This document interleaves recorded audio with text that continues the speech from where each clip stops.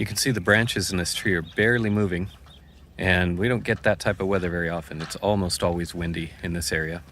So pretty neat that literally the leaves are hardly even moving. Very, very rare for us. So these are willow trees. These are hybrid willow trees. This is Matsudana cross alba, Salix Matsudana cross alba. And this is the typical hybrid willow that you'll see when people advertise hybrid willow, fast growing willow trees. That's one of the more typical varieties that you'll see, is that particular hybrid. They do indeed grow quickly. These were planted 6 years ago. They were planted 6 years ago. And they've grown quite a bit. So these are about 20 feet tall. If you measured it from ground to tip, it'd be about 20 feet. That may not sound like a very impressive growth rate for these, because some people say they grow as much as 8 or 10 feet per year. And that hasn't been our experience, and that's been intentional, actually, because we live in a very dry area. 1 year, we got a total of 5.8 inches of rain for the entire year. So it just goes to show how dry it really is in this area. Now that's exceedingly rare, but we have had plenty of years where it's about 10 inches, 9 inches, 5.8 inches. That was extreme.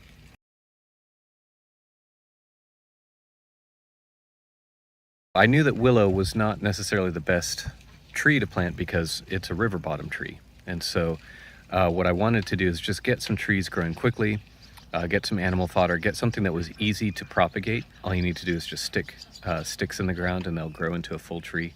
So there's a whole bunch of different reasons that I chose to go with willow early on. And I don't regret it.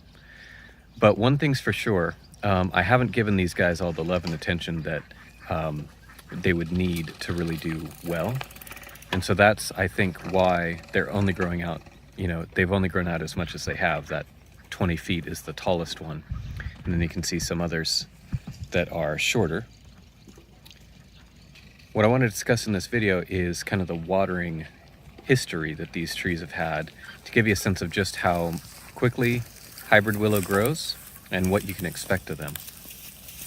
Big, beautiful, gorgeous trees. You can see by comparison, this trailer here looks tiny by comparison to these trees. So they've grown a lot, but not nearly as much as what you would expect from a hybrid willow. And these trees have a wide spreading root habit, and so those roots actually run into the garden. And so all the drip line that we have in the garden actually is watering these trees. And that's part of why these have done as well as they have, is that they are constantly being watered by the garden. So there's that. This year we got a ton of rain. And what I wanted to do is I wanted to do kind of a natural experiment and see how long could these willows live off the water that's in the soil.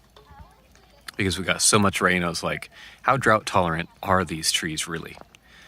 And so if you pan over here to the, and so that very clearly shows just how drought sensitive these trees are, these hybrid willow trees, is that you can literally see the health of the trees dropping off as the water decreases. Ready. So you can see this tree here has a pretty small trunk.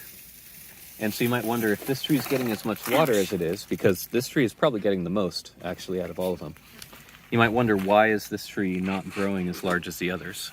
And so this tree is actually, I just stuck a twig in the ground and it grew from something smaller than my pinky into what you're seeing today. Now, if you look over here, there's a little garden helper. I can't really get in. Hello, little garden helper. Hello, little garden helper. Tommy, smile, you're on camera. now if you look over here, this is one of the original tree plantings, and you can see big old trunk on that one. So this one's doing quite well, and it's getting lots and lots of water. And so that's the type of growth that you can expect if the tree is getting enough water.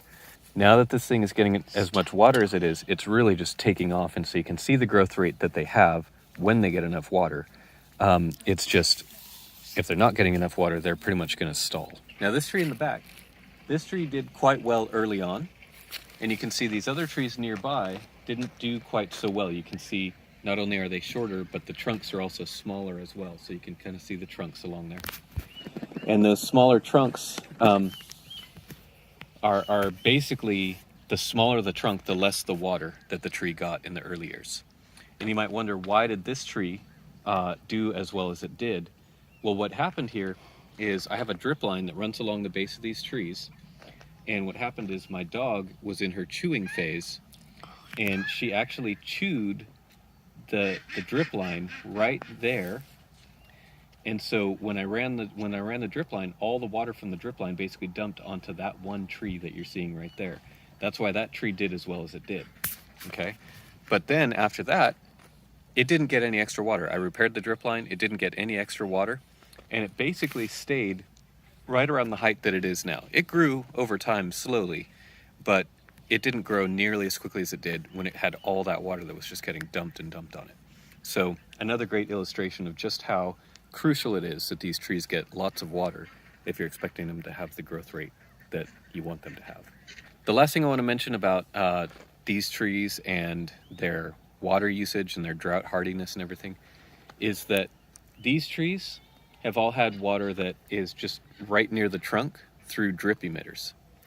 And they're not really getting water across their whole entire root spread. Whereas these trees here, so these guys are getting water all along the root spread, not just right along the trunk. And these trees seem to be doing much, much better because of that. And so that's another thing to keep in mind. If you're watering your hybrid willow trees, you would want to have that water not just near the base, but in fact all spread out throughout the root area of the trees as well. So we'll go over here, we'll take a look and show you. This is the area where they're getting all that excess water. So we've got these drip lines here, and I've seen roots spread all the way down, all the way past these tomato trellises right here. And so those roots really do spread quite a lot. There's quite a few roots that are right near the surface. And so as we're digging in here for the garden, we very often turn up roots from the willow trees that are spread out right near the surface. And then presumably they're gonna go, several feet down as well. So these willow trees here getting all kinds of extra water from this drip tape down here that are feeding all those lateral roots and just making those trees as healthy as they are.